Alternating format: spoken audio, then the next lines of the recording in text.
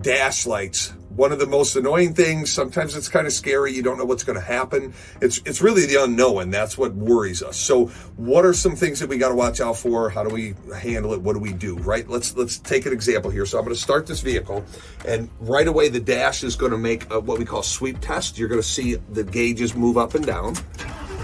And they're supposed to do that. So they're testing to make sure everything's working right. Okay, now over here you can see the dash, the engine light stayed on, right? So that's what we don't want. Any light that stays on the dash is not good.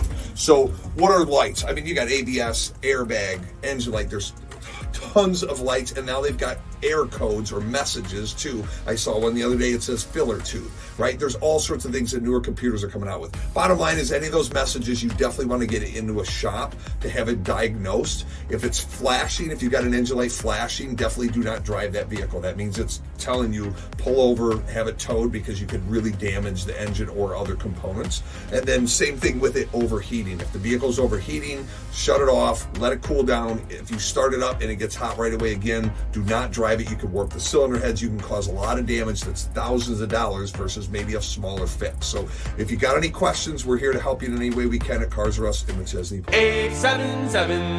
877-4277